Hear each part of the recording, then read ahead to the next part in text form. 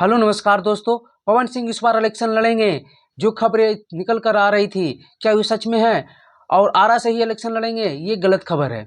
आरा से इस बार पवन सिंह को टिकट फिर से नहीं मिलने जा रहा।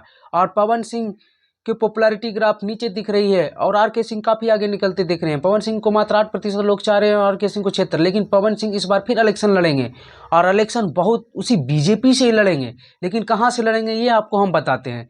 दरअसल बात यह है कि काफ़ी दिनों से चर्चाएं थी और पवन सिंह मीडिया पर इंटरव्यू आकर दे रहे थे कि हम इस बार इलेक्शन लड़ेंगे, चाहे कोई भी पार्टी हो, कोई भी जगह हो, और टिकट दे या ना दे, निर्दलीय भी लड़ने के लिए तैयार थे पवन सिंह।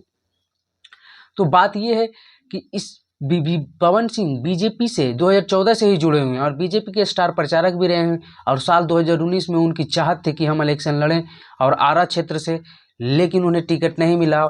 भरोसा दिया गया था, लेकिन टीवी पर ऐलान होते समय पवन सिंह को भरोसा टूट गया। लेकिन उन्हें सद्भावना दी गई थी कि साल 2024 में आपको टिकट मिलेगा। और 2024 के इलेक्शन के पहले पवन सिंह ने आरा में तैयारियां भी शुरू कर दी थी। लेकिन उनके लिए बुरी खबर और एक अच्छी खबर भी है। आरा से तो उन्हें टिकट नहीं मिलने वाला है, लेकिन जो वो हम एक कंफर्म खबर आपको बतला रहे हैं कि पवन सिंह को टिकट मिलेगा। और वो पवन सिंह जो आरा से लड़ने वाले थे, अब वो बिहार से ही नहीं लड़ेंगे, वो बंगाल जाने वाले हैं। जी हाँ, पवन सिंह अब बंगाल के आसनसोल सीट से उम्मीदवार होंगे और वही बीजेपी की पार्टी के ही उम्मीदवार होंगे। कोई निर्दलीय नहीं, कोई दूसरी पार्टी नहीं, वो बीजेपी के ही उम्मीदवार होने वाले हैं पवन सिंह आसनसोल से।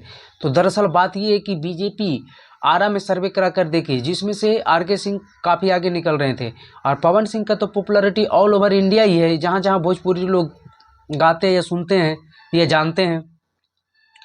और पवन सिंह आरा से तो नहीं, लेकिन आसनसोल से उन्हें किस लिए टिकट दिया गया, तो इसके पीछे की भी कहानी जानते हैं। दरअसल आसनसोल जो बंगाल में पड़ता है और ममता बनर्जी से नेक टू नेक लड़ाई है बंगाल में। पिछली बार बीजेपी वहाँ बहुत अच्छा परफॉर्मेंस की थी, लगभग 19-20 सीट जीत गई थी लोकसभा की, ममता बनर्जी के करीब पहुँच गई थी। और विधानसभा में भी उनकी परफॉर्मेंस बढ़िया थी और बंगाल में बीजेपी उभरती हुई ताकत है। लेकिन आसनसोल के जो एमपी थे बीजेपी से, वे बीजेपी छोड़कर ममता बनर्जी की पार्टी ज्वाइन कर लिए। और वो भी पहले हीरो ही थे, आसनसोल का इतिहास रहा, कुछ सीरियल वीरियल में काम किए थे। और वो ममता बनर्जी की पार्टी ज्वाइन करके विधानसभा का इलेक्शन लड़के जीत कर हुए मंत्री बन गए बंगाल सरकार में। और वही जो आसनसोल की सीट खाली हुई, तो आसनसोल और बिहार का रिलेशन यहाँ से जुड़ता है, क्योंकि आसनसोल की जब सीट खाली हुई तो ममता बनर्जी वहाँ से शत्रुघ्न सिन्हा को लड़ा दिया। शत्रुघ्न सिन्हा दरअसल बिहार के पटना के निवासी हैं और वो भी बॉलीवुड के नामचीन हस्ती हैं। उनकी बेटी सोनाक्षी सिन्हा आप लोग जानते ही होंगे। तो शत्रुघ्न सिन्हा को जब वहाँ बाई इलेक्शन में लड़ाया गया ममता बनर्जी की पार्टी से, दरअसल पहले शत्रुघ्न सिन्हा भी बीजेपी में ही थे और साल 2014 में पटना साहिबा से बीजेपी के टिकट पर वे जीते भी थे। और 2019 में मोदी के खिलाफ बोलने के कारण बीजेपी पार्टी से बाहर निकालने के बाद 2019 का चुनाव उन्होंने पटना साहिबा से लड़ा कांग्रेस के टिकट पर और वे हार गए।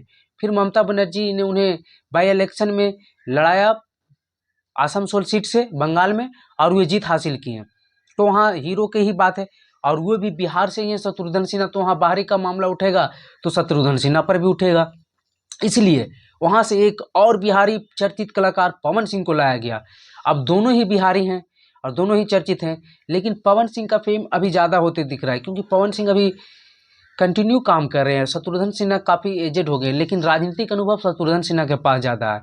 लेकिन पवन सिंह बीजेपी के कैंडिडेट हैं और वहाँ भी बिहारियों की संख्या अच्छी खासी बताई जाती है आसनसोल में। तो बिहारी तो ही एकजुट होकर वोट देंगे ही। और पवन सिंह को वहाँ ले जाने का फ़ायदा ये होगा कि जितने भी भोजपुरी गाने सुनते हैं जानते हैं, उनके पवन सिंह को सब जानते पहचानते हैं। और बीजेपी पार्टी वहाँ से पहले भी सीट ये निकाल चुकी है आसनसोल की, 2014 में भी निकाली थी, 19 में भी निकाली थी। तो ये बीजेपी का मजबूत किला है और इसे बीजेपी रिटर्न करना चाहती है। तो पवन सिंह के लिए भी अच्छी खबर है कि बीजेपी वहाँ पहले से जीती हुई है, क्योंकि बंगाल की सीट है बिहार से बाहर की, और आसनसोल और बंगाल में ममता बनर्जी काफ़ी मजबूत है।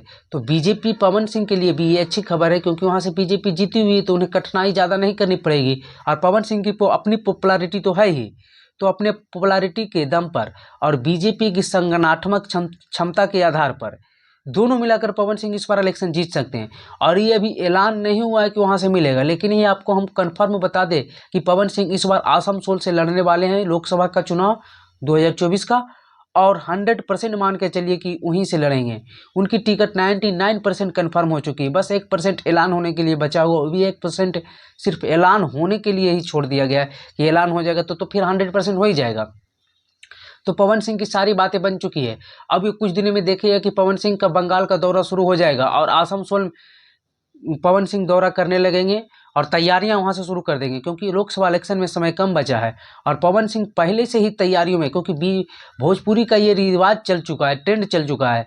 पहले मनोज तिवारी दिल्ली से जीते हैं, फिर रवि किशन ने ट्राई किया, रवि किशन गोरखपुर से सांसद बने, फिर निरहुआ आजमगढ़ से बने। और लेकिन ये भी है कि जितने भी तीनों भोजपुरी के स्टार लड़े हैं, पहली बार इलेक्शन हार चुके हैं, दूसरा बार में ही जीते हैं। तो देखने वाली बात ये होगी कि पवन सिंह क्या इस ट्रेंड को तोड़ देते हैं।